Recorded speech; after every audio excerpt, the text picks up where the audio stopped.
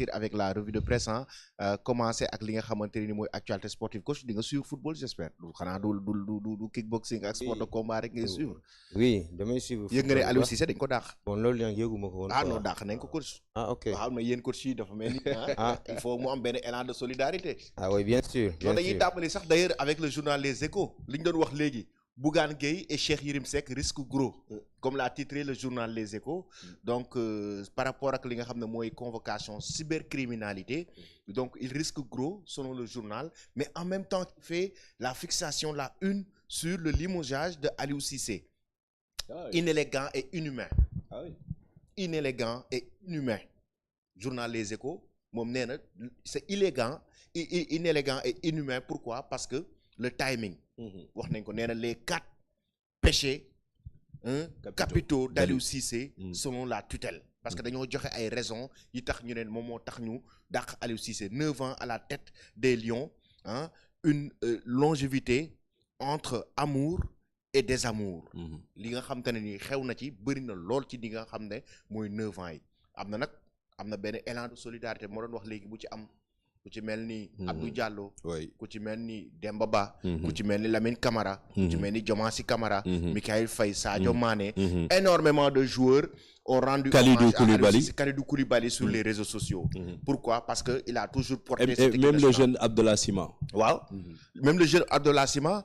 ñu ne la fédération colmate pour les prochains matchs des Lions effectivement parce que fédération ba léegi amagul lu officiel par rapport aux prochains matchs des Lions. Après le journal Les Échos.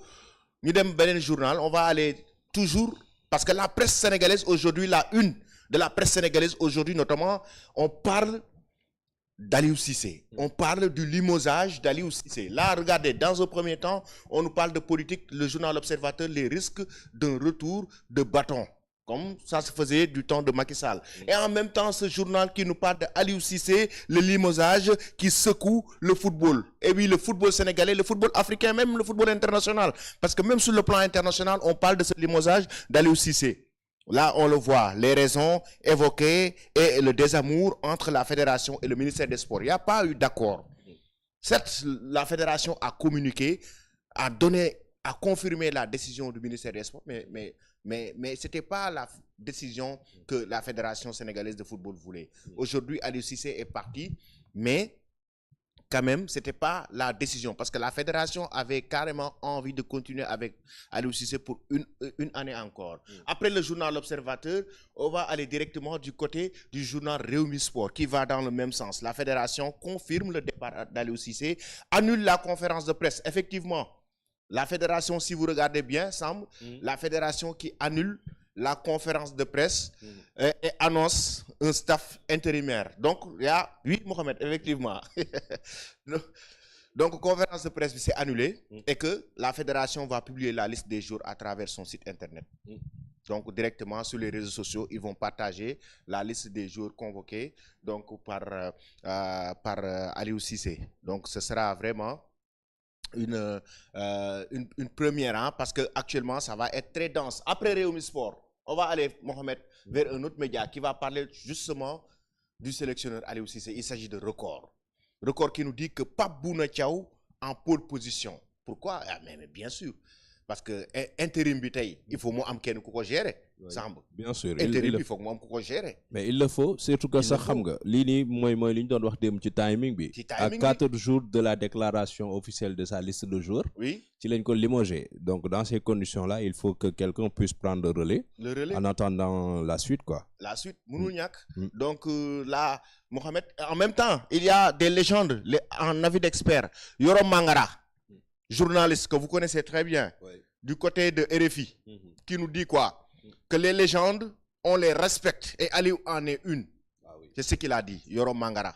Donc il a fait quand même une sortie très importante. Donc vraiment par rapport à li nga xamante ne nii moom mooy ce que cette décision du ministère des Sports qui a été par moment aussi décriée par certains médias. On l'a vu, qui estime que c'est vraiment inhumain et humiliant parce que Aliou Cissé est l'entraîneur qui a amené la Coupe d'Afrique ici au Sénégal. Voilà. Donc, on va aller directement. Mais attention, dafa mel ni champion du monde bi yegsi na de. Champion du monde, le champion du monde est là. Vraiment, Standing ovation. Ça, c'est le champion. Ça, c'est. Félicitations. Félicitations. Ça va? Le champion du monde est là. Ça va bien? Mais bienvenue. Allez-y. Le champion du monde, Tafsir, vient d'arriver. On va l'accueillir sur le plateau. Qui sera avec nous? DG Aboubakar. On aurait après avoir aussi Eric, hein, pour qu'il puisse venir faire un témoignage aussi. Ce serait bien. À l'endroit de Tafsir aussi, ce serait vraiment quelque chose d'important. Donc, Tafsir.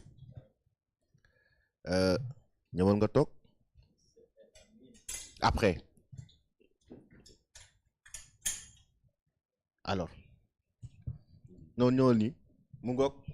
Le champion du monde vient d'arriver. Avant de poursuivre notre revue de presse, là, on est avec le champion du monde qui était parti avec l'équipe nationale.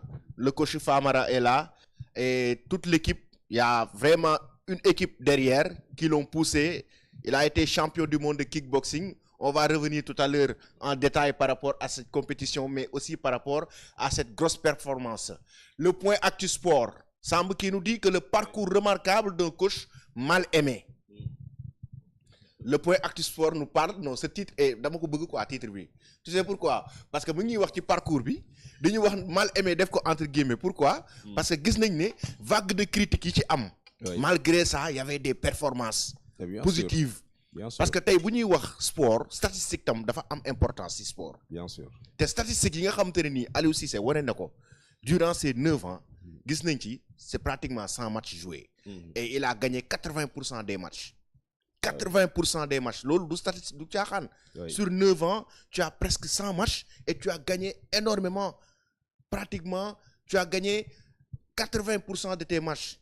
Donc lolo statistique bu énorme là. Nga am génération bo yor benen génération ñeu bokku ci nga gagné Coupe d'Afrique am lo fi def donc dañ la wara délo ñukal il a mérité il mérite des éloges quand même. Oui. Il mérite des éloges. Donc mal aimé comme l'a si bien évoqué le point Actu Sport. Donc lolu moy li nga xamné concernant Aliou Cissé légui nak dañuy dugg ci Ligue des Champions parce que mes ennemis du Real Madrid ont été battus par Lille le LOSC. Hein? C'était la surprise de la soirée. La surprise de la soirée. Vive le Barça. Vive le Barça. Vive le club catalan. Nous sommes des grands. Pourquoi? Parce que nous, on gagne des matchs. On a gagné. Nous gagnons des matchs de Ligue des Champions. Mais Lille, à Mohamed, nous, on a gagné 5-0. Non, mais nous, équipe 5 l'ont gagné. 5. Ah oui, il a gagné l'équipe bu mag bi. Ñoo gagné équipe bu mag bi ñun 5 lañ gagné. Xolal Lille mo do Real coach tamit dañ wax deug. Li commencement la. Commencement la de.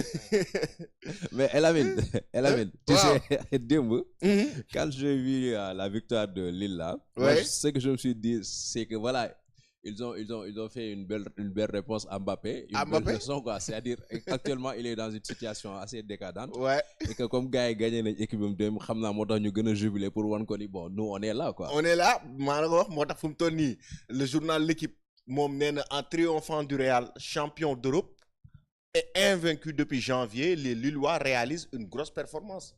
C'est une grosse performance. Les Lillois réalisent l'un des plus grands exploits de leur histoire. 1-0, but à la 45e minute de jeu, le LOSC qui décroche une belle victoire face au club de la capitale espagnole. Après le journal L'équipe, on va toujours rester dans cette rencontre, notamment avec le Figaro Sport qui nous parle de ce match, mais aussi une soirée majuscule pour un exploit historique pour cette équipe lilloise. Vraiment, c'est une soirée vraiment historique pour Lille. Parce que quand même gagner le Real Madrid dans cette compétition, la coupe aux grandes oreilles, c'est pas donné à n'importe qui. Hein. C'est pas donné à n'importe qui. Quand même, quoi qu'on puisse dire, le Real est une institution du football.